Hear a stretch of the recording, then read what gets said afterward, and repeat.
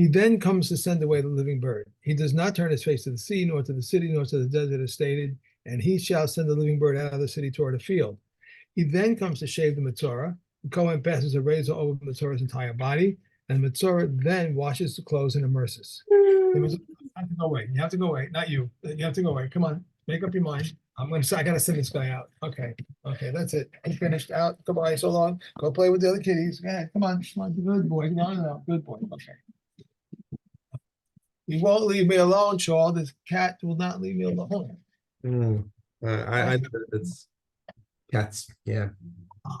Okay, the Metzorah no longer causes tumor by entering, but he still causes tumor like a sheretz.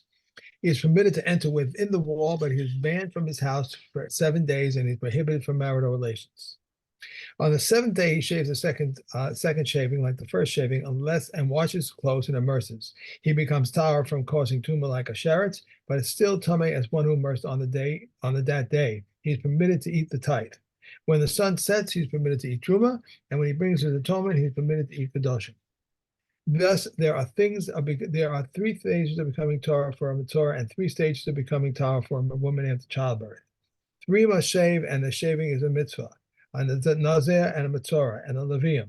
If these 3 shave without a razor, or if they left 2 hairs, they have accomplished nothing. Okay. Right. So those are all right. Shtei tikorim. So now, when it's bringing the 2 birds to purify the Metzorah, mitzvasan sheyehu shabos b'mare ubekoma ubedamim v'lekichasan b'achas. They have to be equivalent in appearance and in stature and in value, and they need to be purchased in one transaction. What does that sound like? Does it remind you of anyone, of anything? Remind me of anyone or anything. Yeah, there are 2 things that are brought in the base of Mikdash. That's a little hint over here. That are brought together, and their avodah is different, but they're brought together, and they have to be exactly the same. They need to be the same height, same colors. They're bought at the same time. I want to say levium, but I don't think that's right. What? Levium. You don't purchase the levium. Kohanim? Think about Yom Kippur. Okay. All right. So we're talking about the bulls. We're talking about the Sir Lachem, Sir Lazazel. Those balloons for me? Huh? Those balloons for me? Oh, did I?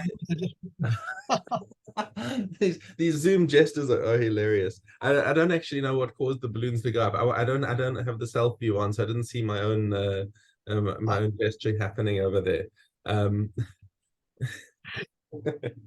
Did you do that at work also? Like, yeah, apparently I do, because I don't. There's no reason that I can say that I don't do them. What did I do? Like this? No, nothing. Not that. Nothing. No. All right. Oh, there you go. There we go. Explosions now. Fireworks. Yes. Okay. Okay. So like the Seir Lashem and Seir La'azazel have got the same din over here. And the 2 birds that are brought to purify the Metzorah are brought in the same way, that they should be equivalent in terms of what they use. Now there's some drasha as to why these Shnei Tzikorim should be done like this, because it says Shalosh Pamim Sheni, the second one. So there's some depth to this. It's not ma'akev at any rate. Just like it's not ma'akev with the Sir Lazazel either. But that's the mitzvah. The mitzvah lechatchila is that they should be equivalent. However, if he took one today and he took the other one the next day, it's still okay. If he shechted one of them, and then they discover that the species is one that's possible. It's got to be a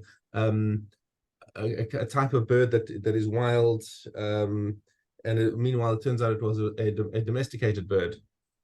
Mhm. So then it was possible in the first place. So it was never really a pair for the second one. So then you take another one, to be the partner for the second one. Harishona muteris b'achila, and furthermore, the first one is actually mutar to eat because it wasn't even a korban. Normally, if something is going to be a korban, you're not allowed to eat it. But it's a kosher bird, obviously. But it was not fitting for the ritual of purifying the matzorah, but it's a shechted bird, and therefore it can be taken and eaten.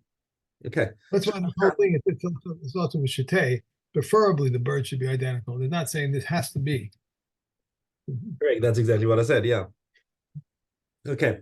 Shchata v'nimtes treifa. So he shechted it, and it's found to have a treifa injury. So it's not okay. Yikach zuk l'shniya. Once again, just take another bird to be the partner to the second bird. Okay. Harishona mutares b'hanna, and the treifa bird can be given to your dogs. Okay. Nishpach hadam. Now he shechted it, and he's poured the dam. Remember, the blood goes into a kli cheres al mayim chayim. Okay. The blood is, if the blood has already been spilt. Oh, nishpach. Sorry, beg your pardon. Nishpach hadam. They spilled the blood and it didn't make it into the kli cheres. Okay.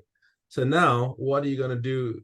Because this was still it was a valid sacrifice. It was a kosher bird. And now the two birds have been joined by the fact that the one has been shechted already, but you cannot carry on with the ritual, and you don't have any more blood to put into the bowl. So now the one that was being held to be released as part of the ritual it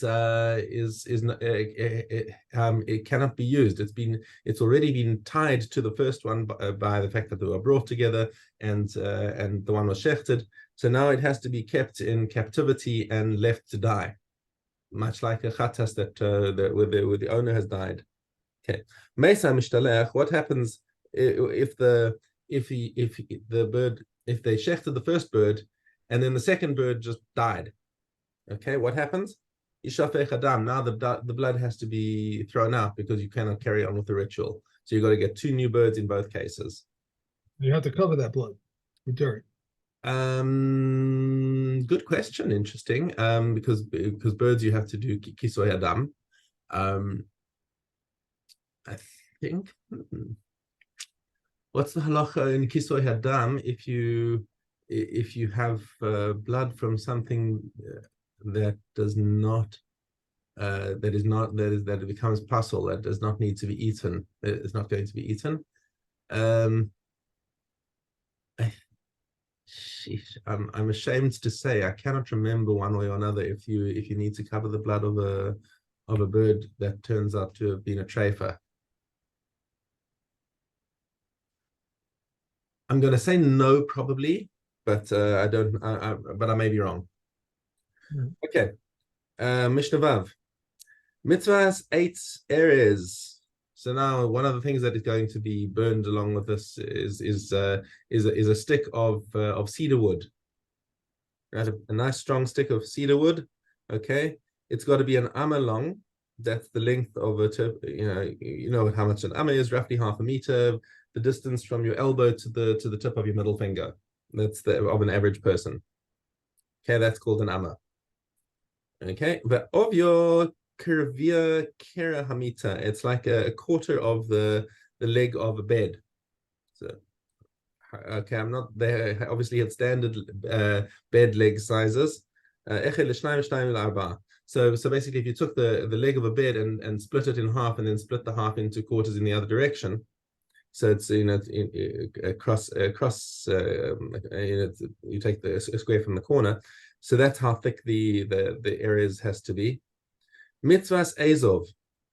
The hyssop is zatar. Lo Azovyon. Not the species is not Azovyon, and not the species of Azov Kochali. Lo Azov Romi, and not the Roman one. Lo Azov Midbari. it's not like any sort of any Azov that's got an adjunct name. Lo kol Azov sheyesh lo shem levi. It's just got to be it's a species that's called Azov without any adjunct name to it. That's the Azov that has to be used for this ritual. Okay. Bayom hashmini mevi shalosh behemos. So now on the 8th day. So remember, on the 7th day is when we do the purification ritual here with the birds. And now comes the 8th day, and he's allowed to come into and he's got to come and bring his korbanos to allow him to return to his normal day-to-day life. On the 8th day, maybe shalosh behemos, 3 animals, chatas, va'asham, va'ola. So he's got those 3 different korbanos that he's got to bring. Vadal haya maybe chatas sa'of va'ola sa'of. Okay, so a poor Matorah would bring birds instead of behemoths. Okay, but so that's for the chatas and ola. But an asham, it's unavoidable. There's no such thing as an asham of a bird asham. So that he's still going to have to bring with an animal. Okay, and that is the cliffhanger for today. So we'll have to wait until tomorrow to find out what he does with all of these behemoths. Okay. Okay. Yud Aleph base. Yud base, yeah. Yud base. If a confined garment became mixed up with others, they are all tahor. If a confined garment was partially shredded, it's the tahor, and one is permitted to benefit from it. If a confirmed garment became mixed up with others, they are all tameh. If a confirmed tameh garment was partially shredded, is a tameh, and one is prohibited to benefit from it. All houses become tameh from Negaim except those of Gentiles. Houses acquired from a Gentile should be examined initially. In a round house, a triangular house, a house built on a ship or a mast or on 4 horizontal beams do not become tameh from the Negaim. But if it was a 4-sided, but if it was 4-sided, even if it's on 4 vertical pillars, it becomes tameh. A house that one of the sides is covered with marble or with bedrock bricks or earth or tahor is tahor. And a house that did not have stones, wood, or clay when a negro appeared on it, and then they built it, brought into it stones, wood, and clay is tahor. Similarly, a nega that appeared on a garment that was not 3 fingerprints by 3 fingerprints, and then he wove into 3 fingerprints, it is by 3 fingerprints, it is tahor. And a house does not become tameh from the Negaim unless it contains stones, wood, and clay. Okay. And we are to Oleos Yud Chet Gimel. A field in which a grave was lost can be planted with any seeds, but no trees can be planted, nor can you allow trees to remain except for barren trees that will produce no fruit. The field spreads tumah through touch, carrying, and ohel. A whaling field may be planted with either trees or grains or with soil as tahor. Furthermore, one may make ovens for holy items from its clay. Beit Shammai and Beit Hillel agree that we check for bone fragments for one making the Pesach offering, but we do not check for one who eats truma. And as far as another is concerned, Beit Shammai says we check it, and Beit Hillel says we do not check it. How does he check? He brings earth that can be moved and places it inside a sifter with very thin holes and crumbles any clods. And if there was a bone the size of a barley corn was found, the person becomes tameh. How do they make a basic prat tahor? One removes 3 handbreadths from it, or one places 3 handbreadths on top of it. If he removes 3 handbreadths from one half and placed 3 handbreadths on top of the other half, it is tahor. Reb Shimon says even if it was removed a handbreadth or a half, or he placed on top of it a handbreadth and a half of a different place, it is tahor.